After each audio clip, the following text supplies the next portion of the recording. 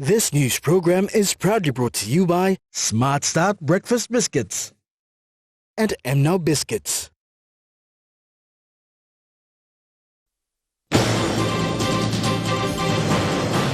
Western Highlands leaders question the use of guns in tribal fights. Gulf Governor Chris Havita presents 1 million kina to flexible, open and distance education. And Maristops PNG launches its new laboratory and medical imaging services.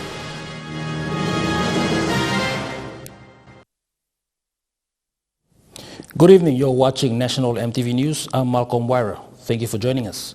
With the ongoing tribal warfare in the Highlands region using the high-powered guns and live ammunition, questions have been raised over the possession of firearms by local villagers. Deputy Chairman of Western Highlands Development Forum, Stanley Kewa, raised this concern when presenting a petition to the members of Parliament over the weekend in Port Moresby. It has become evident that the use of firearms is common during a tribal warfares, especially in the Highlands region. According to Mr. Kewa, these weapons are very expensive and questions how it ended up to the hands of these simple villagers who couldn't afford it. There's so much, high-powered guns ending up into village people, small village people who is living on cow and cold water. A simple villager is carrying a machine gun, M16, AK-47. The question. He further expressed that this gun culture is facilitated by politicians and people with money. Thus, the government needs to look into it seriously to addressing this issue. To kill human beings. And I think the government, not only in Western Highlands and Henga specifically concerned the way we're talking about, but as Papua New Guinea as a whole for the national government, is to address this gun issue, first and foremost now. Mr. Kewa said there was a gun law and responsible department needs to bring that back into the parliament and amend it. Where is it gathering dust somewhere? Who is responsible for bringing that into parliament and reviving it and making it work so that we get all the guns that are proliferated up into the highlands to come back to the state? How are they, village people, getting their, bullets? These concerns were raised following the murder of a father and a daughter from Western Islands who were traveling to sell their produce in Porgera, Enga Province.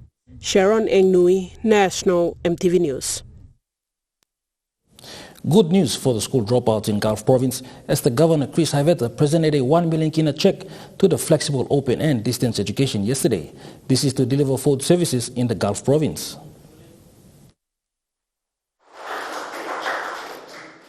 Upon presenting the check at Ford headquarters, Governor Havita said he trusts Ford and this is the best alternative in his province. He says this contribution is not to benefit only the people of Gulf Province, but others who live in and around the province as well.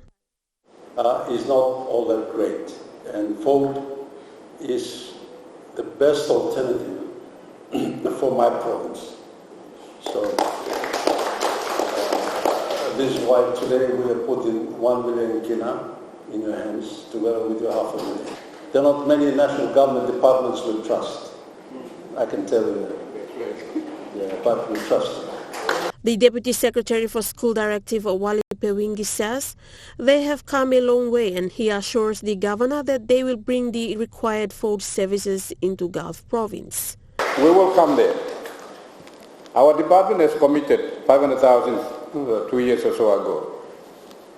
Ford has been very good. It's been holding on to that money until the province comes on board. Governor, I assure you, will come there. We'll deliver that project for you. The principal of Ford confirmed that they have secured a land title and work will start soon.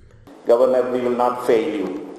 We are going to make it successful and our Kerama PC, our Gulf provincial government support and your advice, we will still make it more effective our food service delivery in your province. Esther Gane, National Emtv News. In a small but significant ceremony today, the Maristops PNG has officially launched its new laboratory and medical imaging services at the Port Moresby Centre today.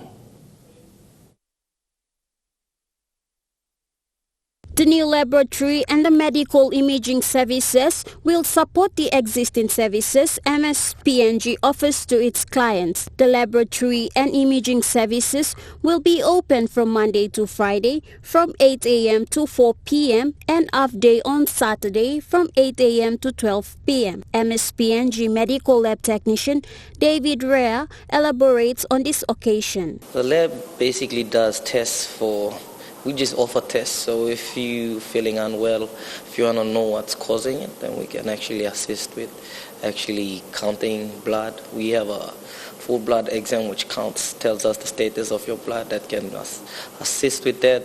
We also have dengue, malaria tests we also conduct here as well. He added, for their medical imaging services, they will be providing the ultrasound scan and ECG scan. MSPNG Country Director Angeline Famudi said Maristopes has been operating in the country for the last 17 years and this is a milestone. Elaborating on the support received from partners, she said, our partners are DFAT, the Australian government, and also Emtv, which is the New Zealand partners that have come on board to support us in terms of equipment, also some service delivery aspects on cost, just to make sure the clinic is up and running and 100% sustainable. Famudi thanked the partners of MSPNG for their continuous support throughout in making this project a success. Gladys Killer, National Emtv News. A week after the official launching of the Bilum digital platform, the Department of Implementation and Rural Development is now rolling out the platform in the various districts. This saw Alatau being the first district for the southern region starting yesterday. During the rollout of the Bilum digital platform in Alotau District, Department of Implementation and Rural Development also held an awareness and readiness program for public servants in the province and district. The awareness program, which will be held for 4 days, was officially opened by Alotau MP Ricky Morris and Alotau Deputy Provincial Administrator Sharon Mua. MP Morris said the awareness program is significant for public servants in the province and district to understand and accept the DIRD Bilum platform. Morris said this program serves as a platform to build and reinforce relationship with stakeholders. Alotau Deputy PA Sharon Mua welcomed the rolling out of the Bilum platform, stating it will be of great help to the province and districts to ensure effective and efficient reporting of PSIP and DSIP funds. Gladys Killer, National Emtv News. Prime Minister James Marape labelled PNG's economy as underdeveloped, regardless of its richness in natural resources. He revealed that the government is embarking on a major policy, legislation and structural reforms to transform the economy. He made this statement at the inaugural PNG Community Affairs National Content Conference and Expo held at the University of Technology in Lae, Morobe Province. According to Prime Minister James Marape, despite the richness of mineral resources that affects the growth of PNG's GDP, it has been revealed that this growth has largely been through taxes and royalties, but the spin-offs and service sector have been left out. On that note, he said the government must do its best to realign the industry so to restructure the national content requirements in order to readdress distributions of benefits for all stakeholders. He said thus, conversations are underway with the government and the private sectors to ensure all investing companies develop national content plans as part of their sustainable development obligation to create shared values. Mr. Marape revealed that the NEC has directed the Department of Commerce and Industry to formulate an overreaching policy on national content for all investing companies. Prime Minister Marape calls on all resource sector regulators and project operators to work with the state to develop, implement and report back on the national content indicators to measure their contributions and socio-economic impact on the lives of the people. Marape added that the policy will be tabled in Parliament next month and alluded that he wants to see a high-level committee established to provide a oversight and monitoring of all investment programs and activities on national content for resource sector. Sharon Engnui, National MTV News. National MTV News continues after a break with more stories. Stay with us.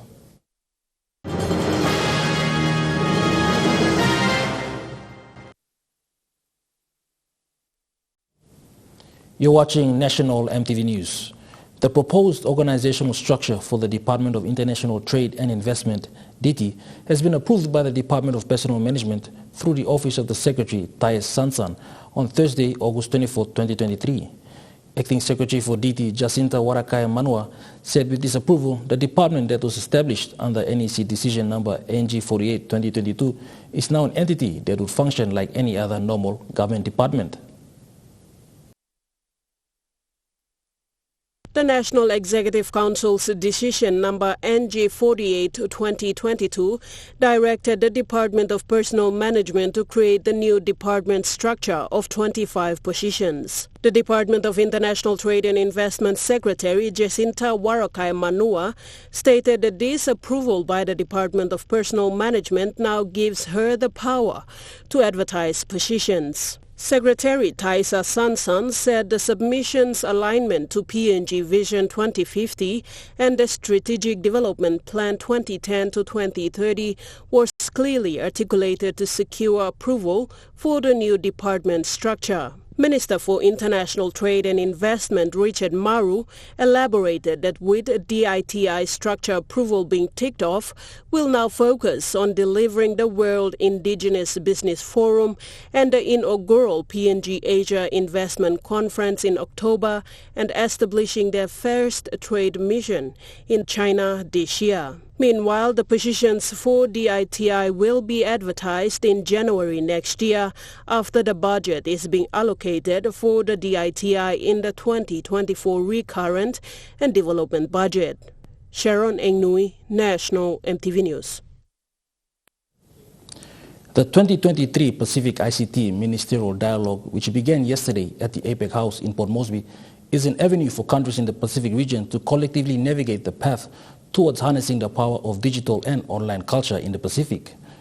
The Lagatoy Declaration was signed by the member states to acknowledge the development and digital transformation which varies in the Pacific, and he also commended the activities and initiatives led by individual Pacific Island countries and territories. It also reaffirms the member states' commitment to the International Telecommunications Union Connect 2030 agenda and the 2030 UN agenda. Some key points of the declaration includes monitoring progress and implementation in the time frame until the next dialogue and support of the existing regional government structures of ICT in the Pacific. The Lagatoy Declaration also calls for the next ICT Ministerial Dialogue in 2025 to monitor the progress and implementation as well as set the time frame between 2023 to 2025. New Caledonia will play host to the next Pacific ICT Ministerial Dialogue in 2025. The third and final year cadets at the Joint Forces Academy in Lae have completed their final exercises yesterday in Lae. They will graduate in October. Previously, they had undergone 3 weeks training at Situm outside Lae before coming into the urban centers. This final urban center training was held at the Se Ignatius Kilak Stadium in Lae, Morobe Province. Joint Forces Academy Commanding Officer Lieutenant Colonel Don Isuk said the final exercise has been completed and the students are now set for graduation and they will be dispersed around the country for work. He said within the 3 weeks, 8 days was dedicated to conventional operations where cadets from PNGDF and Correctional Services took part. Lieutenant Isuk said 26 cadets took part in this exercise, where 4 are from correctional services. He said this is the last exercise, and if they are deemed qualified, they will proceed to graduate. This is the final class, and there's no junior class, and when they graduate, it will be the last cadets for this year. Lieutenant Isuk thanked the Australian Defence Force, Correctional Service, Lae City Authority and others for their continued support in their exercise so far. Sharon Engnui, National Emtv News. The Brian Bell Group today launched the Customer Experience Program at the Gordon's Brian Bell Home Centre. The retail conglomerate's #1 priority is their customers, and they are constantly looking at ways to improve their customer service delivery.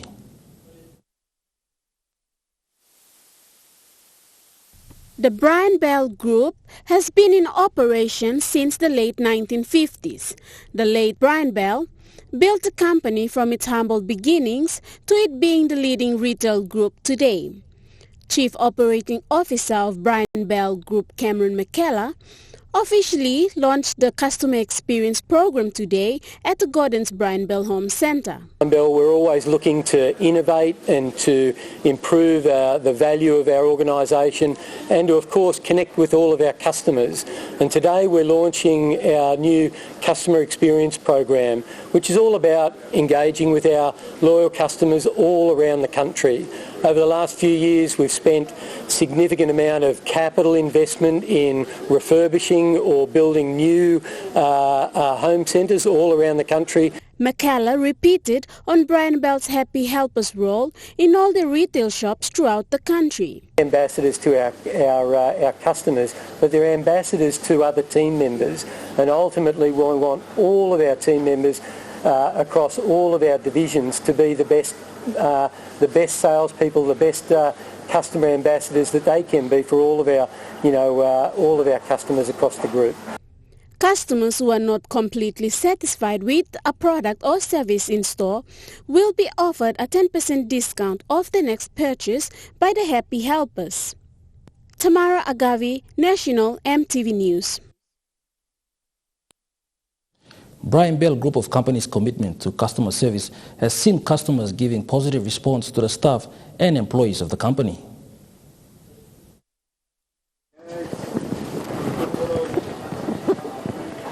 The CEO of Brian Bell, Cameron McKellar, says the company has been providing training and development programs to equip staff with the knowledge and skills needed to serve customers effectively. He acknowledged his wonderful staff of Brian Bell for assisting customers with a smile and guiding them through different products and addressing their inquiries. A regular customer for Brian Bell and a tailor, Ruth Alex has this to say. Na milo ko plenty workman olga plenty up longo na save more customer also come in long na sambla misa come wait to plenty time me looking but nothing me plan need more helping hand long come in help him all long movie mall customer rep long all come by mall something help me plan rep instead me plus sana block you na waiting lo me plan buy because me plan come lo time sambla plan come lo time na me plan need logo so me plan need more helping and must stop na help him all stop lo yeah me look mo same time you plan launch him this la helping and come out now lo Brian Bell long help him and me look mo same by make him shopping blah blah mo easy na. Another customer who has been in PNG for a long time says Brian Bell is his store of preference. The helping hand people, I think, is an excellent idea. Often you come to stores like this, and particularly if you're not familiar with Port Moresby, and it's great to have somebody who pays attention to you and tries to help you work out what you're doing and find the things you're looking for and just help you through. And the spaciousness and the attention to things like the air conditioning and cleanliness and so on, it's quite different to some of the other stores that we have around town. Mr. Stephens said he likes to be involved in a company that supports community. Thus, Brian Bell plays a significant role in supporting communities. Tamara Agavi, National MTV News. Looking at the market report, the kina closed unchanged at 0.2770 US dollars in the interbank market. At BSP, your kina was buying 0.2695 US dollars, 0.4165 Australian dollars, 0.2414 euros, and 39.11 Japanese yen. Looking at the commodity prices, at New York closed, gold is trading higher, coffee closed lower, cocoa closed higher, copra closed lower, palm oil closed lower, crude oil is trading higher, copper closed lower. On the stock market, the Dow Jones closed higher, the ASX 200 is trading higher, the All Ordinary is trading higher. National MTV News continues after the break. Stay with us.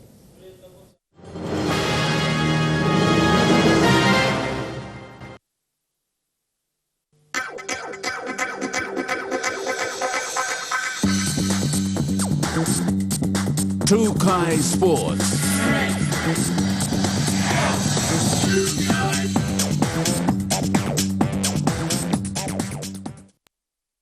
Welcome to True Kai Sports.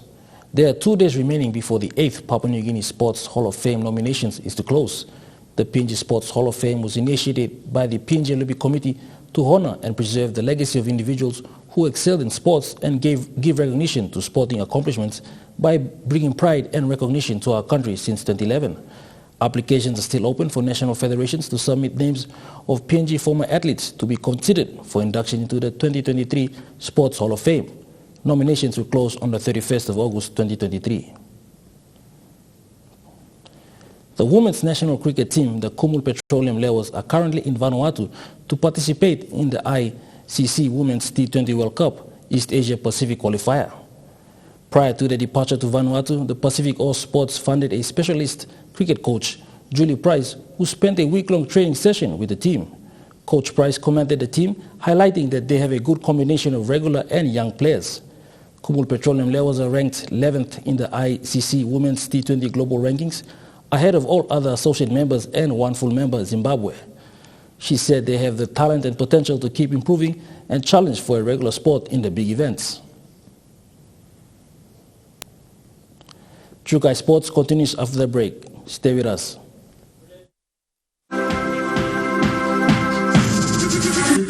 True Kai Sports.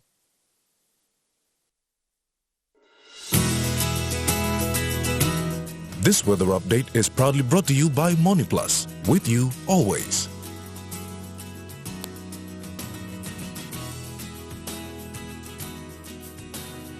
The weather forecast for the next 24 hours. For the southern region, Port Moresby City, partly cloudy and windy.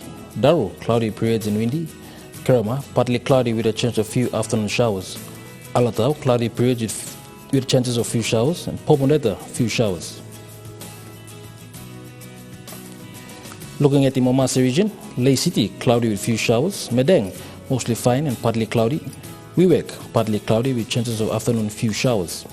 Vanimo, few showers and rain drizzles and possible thunderstorms. Looking at the New Guinea Islands region, Lorengau, few showers and thunderstorms. KV and Kokopo and Rabaul and Kimbe, partly cloudy. And Buka, few showers and possible thunderstorms. Over to the Highlands region, Mount Agan City, few showers. Goroka and Kundiawa, few showers. Mendi and Wabek, few showers and late drizzles.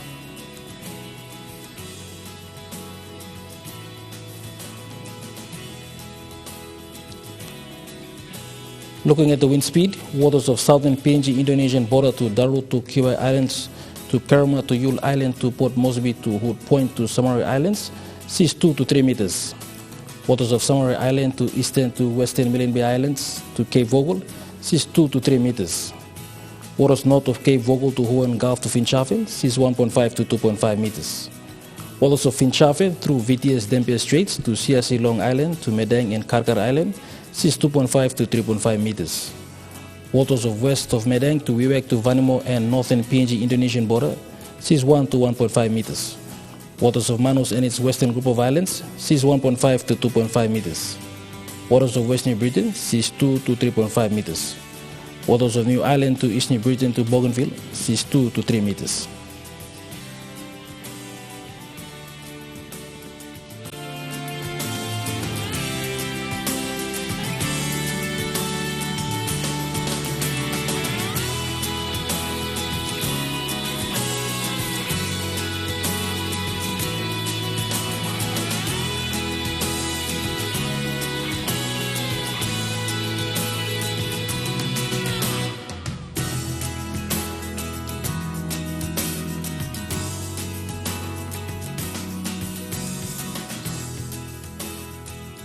Looking at the ocean forecasts, Coral seas moderate to rough, southeast winds of 20 to 33 knots.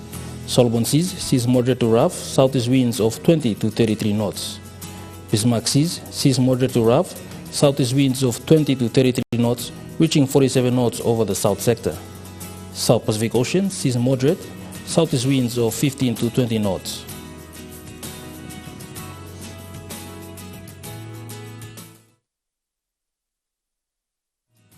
The weather update was proudly brought to you by MoneyPlus, with you always. And that wraps up the news, sports and weather for Tuesday, the 29th of August 2023. From all of us here, pleasant viewing. Bye for now.